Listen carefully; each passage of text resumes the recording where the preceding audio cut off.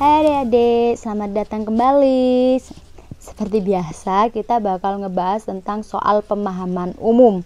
Biasanya kalau tryout itu ada di subtes yang ketiga, ya kan. Jadi dia terdiri dari 12 soal bahasa Indonesia dan 8 soal bahasa Inggris. Langsung saja kita bahas untuk pertanyaan nomor pertama. Yang ditanyakan adalah kalimat sumbang yang terdapat dalam paragraf di atas. Apa yang dinamakan dengan kalimat sumbang? Kalimat sumbang adalah kalimat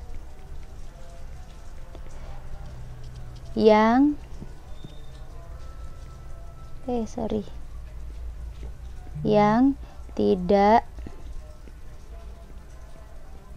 tidak sesuai dengan topik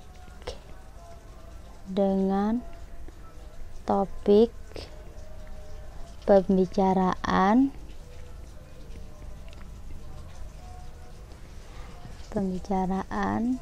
atau gagasan utama dalam suatu paragraf gitu ya. Berarti bagaimana Kak cara kita mengetahui bahwasanya kalimat itu sumbang atau tidak? Ya kita lihat saja dari paragraf pertama ini yang mayoritas dibicarakan itu apa, dan yang minoritas atau yang keluar dari topik itu yang mana. Langsung saja kita baca untuk kalimat nomor 1 ya, kalimat 1. Maksudnya paragraf yang 1 ini. Ruang tempat kami belajar tidak luas, hanya 7 meter kali 8 meter. Bangku kami belajar teratur 4 baris ke belakang. Pada dinding depan kelas tergantung papan tulis putih 1 kali 2,5 meter, 2 lukisan besar mengapitnya, di sebelah kiri gambar Garuda Indonesia dan di sebelah kanan gambar presiden. 6. Meja guru terdapat di pojok kiri, jumlah siswa di kelas sebanyak 40 orang. Setiap siswa selalu meletakkan bunga yang segar dalam jambangan di atas meja itu, karena kami senang melihatnya. Di sebelah kiri, 8 jendela besar memasukkan cahaya matahari dan hawa segar ke dalam kelas. Dindingnya polos, tidak ada hiasan kecuali kalender dekat meja guru. Oke, yang ditanyakan adalah kalimat sumbang, ya kan? Berarti mayoritas yang dibicarakan di sini apa? Yang dibicarakan adalah ciri-ciri kelasnya. Ciri-ciri kelas, ya kan? Ada apa aja tadi? Ada yang papan tulis lukisan, terus ada papan tulisnya, terus terdiri dari 40 siswa atau 40 orang. Satu juga ada 8 jendela besar dan lain-lain sebagainya. Oke. Yang rumpang yang mana? Sudah kelihatan ya dari awal. Yang rumpang maksudnya yang sumbang yang mana? Sudah kelihatan dari awal. Di sini ada kata-kata ruang tempat kami belajar tidak luas, hanya 7 meter kali 8 meter. Sedangkan di kalimat akhirnya itu di sini dijelaskan 8 jendela besar dan juga ada 40 orang. Berarti kan itu ruang kelas yang besar kan, bukan tidak luas. Berarti dia untuk satu ini dia keluar dari topik atau gagasan utama. Berarti kita sudah, soalnya yang 1 itu hanya terdapat di A saja. Berarti kita sudah tahu jawaban untuk nomor 1 adalah A. 2. Bangku kami belajar teratur 4 baris ke belakang, bisa jadi karena itu juga ciri-ciri, cuma karena dia menjadi satu dengan kalimat 1, berarti A adalah jawaban yang paling benar atau yang paling benar untuk nomor 1 kayak gitu. 3, 4, 5, 6, 7, 8 dan 9, 10 semuanya ini dia membahas ciri-cirinya yang sudah dibaca bersama tadi ya.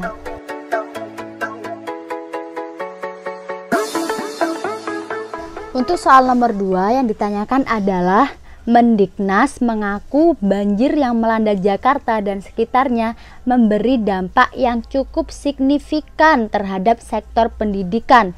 Makna signifikan dalam wacana tersebut artinya atau adalah apa?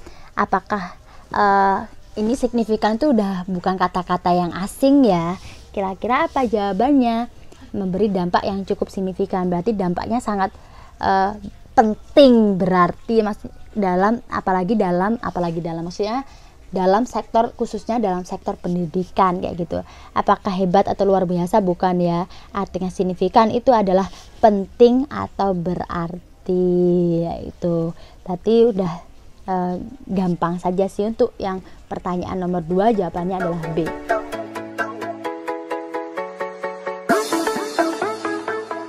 Kita lanjut ke pertanyaan nomor 3 yang ditanyakan adalah menurut Wayan Pika,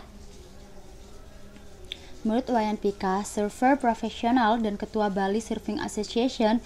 Jadi Wayan Pika itu adalah server profesional dan juga ketua Bali Surfing Association kayak gitu. Atlet surfing internasional yang pernah mengikuti kejuaraan di Greenland merasa puas karena selalu mendapat ombak yang mereka inginkan di sana. Berarti atlet-atlet yang pernah mengikuti surfing itu mereka merasa puas ya dengan ombak-ombak yang ada di sana di Greenland kayak gitu ya. Yang ditanyakan adalah inti kalimat di atas adalah intinya apa?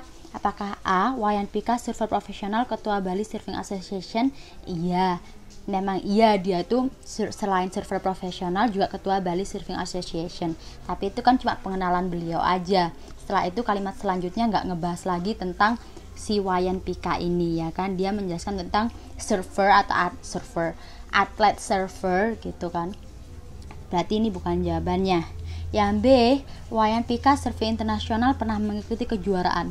Di sini nggak ada pembahasan yang membahaskan tentang Wayan Pika pernah mengikuti kejuaraan ya kan. Dia cuma bilang bahwasanya atlet-atlet yang pernah mengikuti kejuaraan di Greenland itu merasa puas kayak gitu.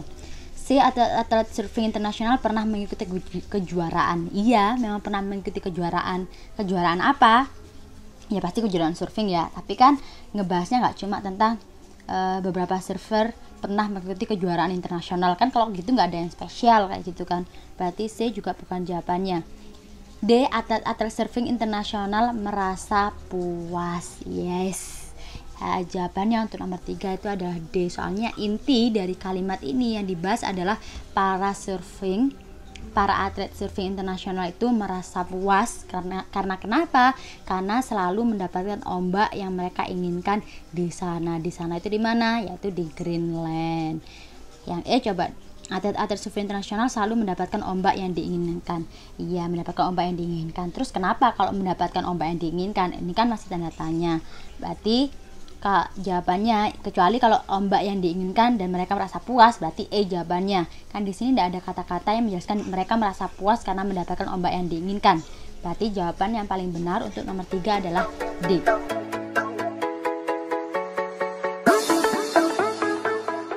Soal nomor 5 dengan dengan teks yang berbeda. Kita baca dulu teksnya ya. Kita harus membedakan antara HIV dan AIDS lebih dahulu. Oke, HIV dan AIDS ya, itu berbeda. Kenapa?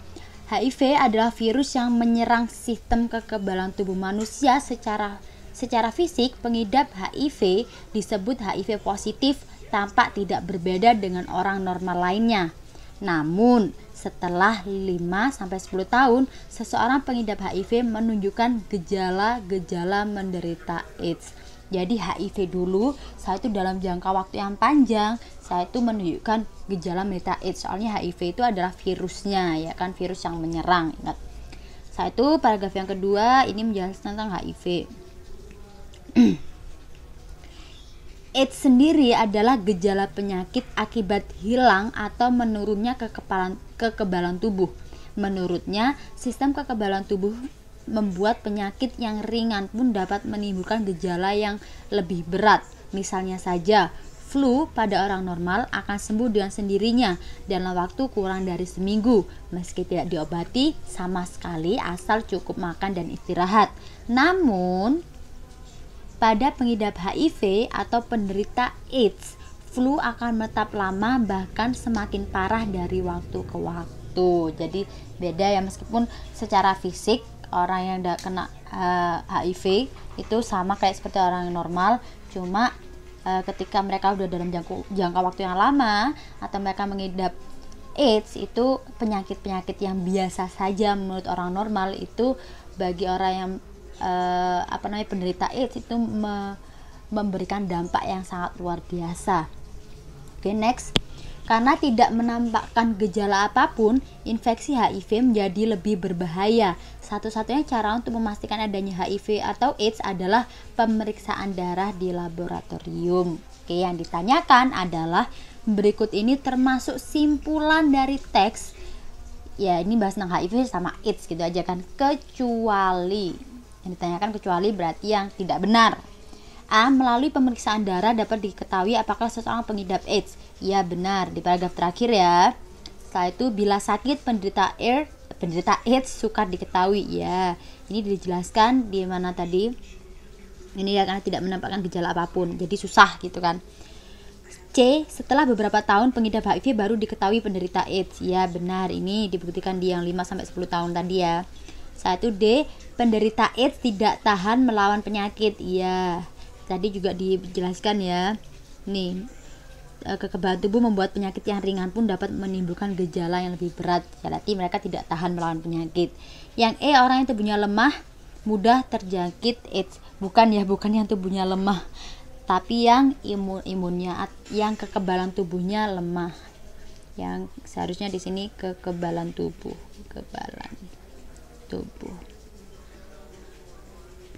Oke, yang kekebalan tubuhnya menurun kayak gitu ya. Setelah jangka waktu yang lama. Itu berarti jawaban yang benar untuk nomor 5 adalah E.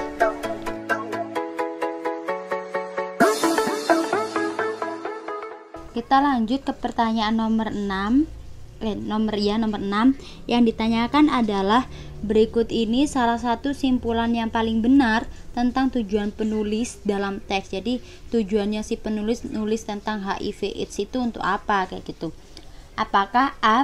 Penulis mengajak atau membujuk pembaca? Kalau mengajak atau membujuk pasti ada kalimat yang mengatakan kita harus menjaga kesehatan untuk menghindari diri dari HIV atau AIDS kayak gitu. Tapi di kalimat ini nggak ada ya kata-kata yang membujuk atau membujuk atau mengajak si pembaca. Berarti A bukan jawabannya. B. Penulis menguraikan maksud dan tujuan.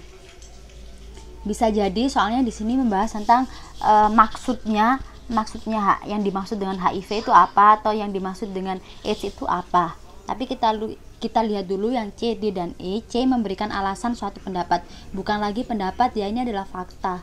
Kalau seandainya kita naudzubillah, seandainya kita seandainya ada orang yang terserang HIV dalam jangka waktu tertentu, itu nantinya akan menjadi AIDS kayak gitu kan. Jadi itu bukan pendapat si penulis lagi kayak gitu.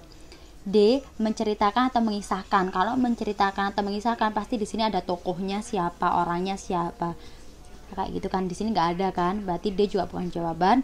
E. Menggambarkan penginderaan. Kita tidak membahas tentang penginderaan, kita membahas tentang kekebalan tubuh kayak kita. Berarti jawaban yang paling benar untuk nomor 6 adalah B.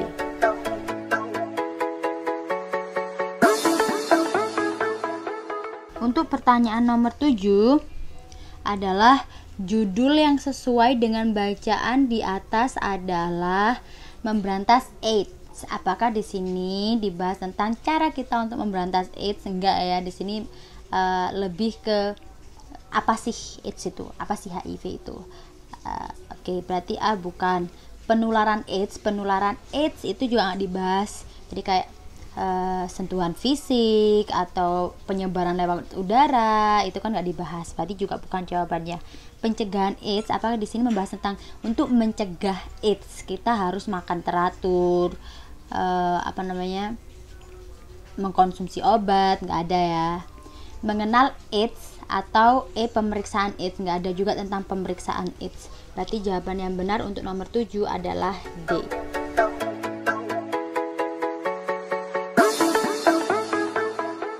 Nomor 8 yang ditanyakan adalah secara fisik pengidap HIV disebut juga dengan HIV positif.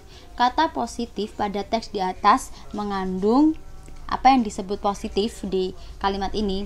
Lawannya negatif. Ya bener ya, tapi itu bukan yang dimaksud dengan apa yang ada dalam teks gitu kan. Ya bener kalau aslinya lawannya negatif positif, tapi nggak sesuai dengan kontekstual di teks di atas ya. Menunjukkan perkembangan bukan juga, tidak mengenal bukan juga, menunjukkan adanya penyakit. Iya, tadi kalau positif HIV berarti ada penyakit HIV-nya. Positif hamil berarti kan di situ dia mengandung, bener-bener ada babynya kayak gitu kan. Berarti jawabannya adalah D untuk nomor 8. E menunjukkan tidak adanya penyakit. Kalau tidak ada ya negatif, berarti ya HIV negatif.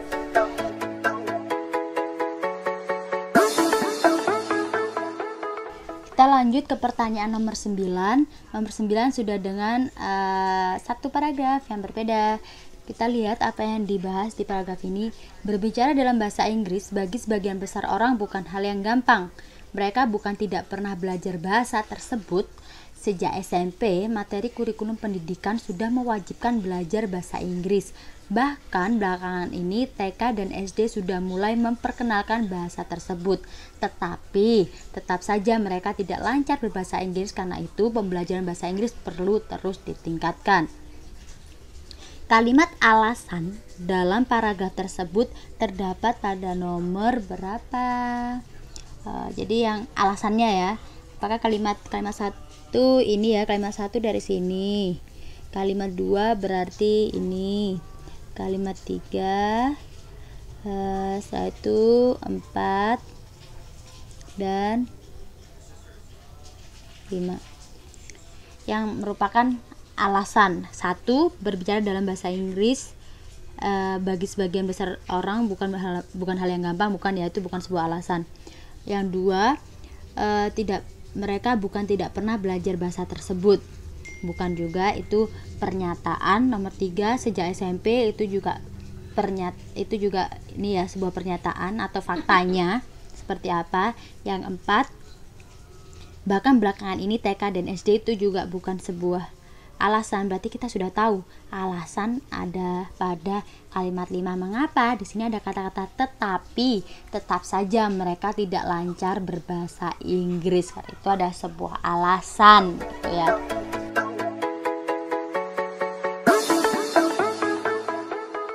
Pertanyaan nomor 10 yang ditanyakan adalah penulisan unsur serapan yang berikut ini benar kecuali, berarti kita nyari yang salah ya kan.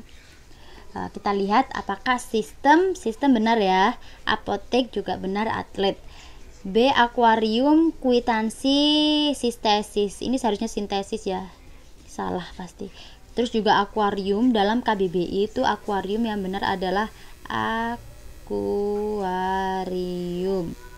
Kwitansi itu memang sering sekali kita menjuntai kwitansi, jadi pakai W kayak gitu. Padahal di dalam Kamus Besar Bahasa Indonesia yang benar adalah kwitansi.